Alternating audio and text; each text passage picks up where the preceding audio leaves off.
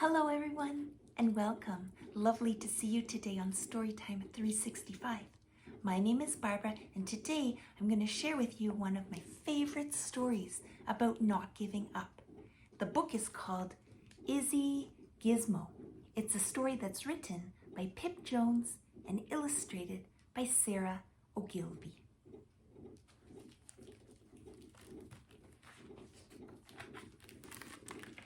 Izzy Gizmo, a girl who loved to invent, carried her tool bag wherever she went, in case she discovered a thing to be mended or a gadget to tweak to make it more splendid. But the trouble with things that have dials and switches is they don't always work. They have certain glitches. The T. Mendis, for instance, did such a fine job, till out popped a piston and off dropped a knob. Then the swirly Spagsonic, for eating spaghetti, turned Grandpa's wallpaper into confetti. The Beard-tastic had Grandpa near perfectly styled, till the foam overflowed and the clippers went wild. Well, Isabel, who was so clever and bright, would get rather cross when things didn't go right. And she huffed, "It's too tough. I've had it. I quit." She kicked her invention and called it a twit. Isabel fumed. Grandpa smiled and chuckled. "You can't just quit 'cause that thingy-bob buckled. Now trust me, young lady, sometimes you need to try again and again if you want to succeed." Perhaps Grandpa was right, but still Isabel sighed. She picked up her tool bag and wandered outside. Kicking the stones on the path as she walked, Izzy jumped at a bump. Up ahead, something squawked. From the clouds, a poor crow had taken a tumble and landed kapoof in a feathery jumble. Izzy ran to the vet's, but he just shook his head. "His wing is too broken to fix," the doc said.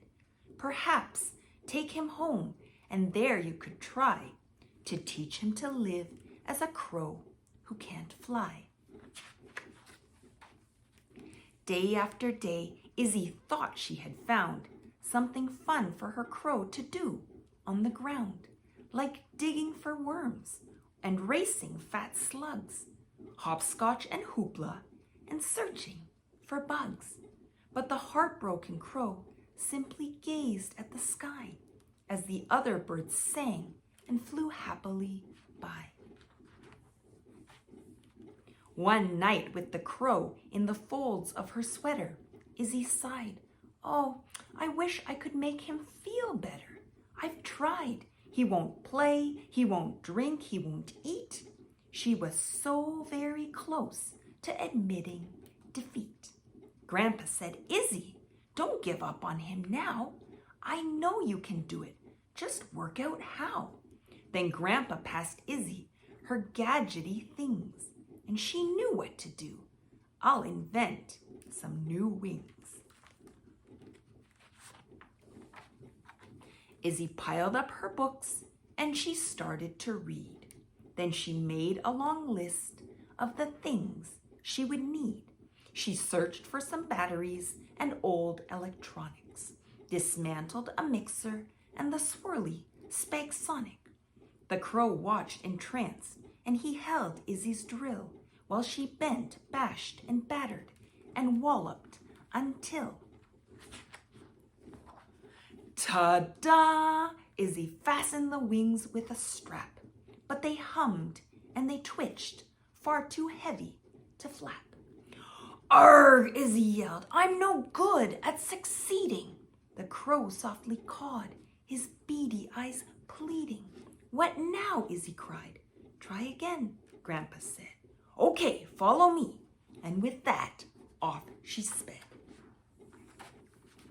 Izzy dove in a pond where she borrowed a pump. Then she took from an engine 2 sprockets, a sump. Izzy fastened the wings. They were light, they were curvy, but the wings the wrong shape turned the crow topsy-turvy. I give up, Izzy yelled with a furious frown. The crow sadly cawed as he hung upside down. Izzy unscrewed the head from the shower, found special circuits to adjust the wing's power, and finally, using her trusty old pliers, she borrowed the motors from 2 big blow dryers. Yes, Izzy said, the right shape, perfect weight, but one wing flapped madly. The crow couldn't fly straight. I've had it, yelled Izzy, heading straight for a bin, but the crow blocked her path. He just wouldn't give in.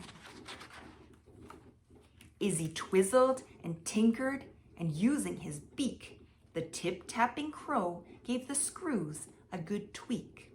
Then he loosened the cog from Grandpa's old mixer. You can fly, Izzy cried. Oh, your name should be Fixer. After 2 loop-the-loops, Fixer came into land and stood happily cawing upon Izzy's hand. You tried very hard, Grandpa said, and succeeded. You kept at it, Izzy. You did what was needed. But don't pack your tools up. Your day's not quite ended. A few things around here now need to be mended.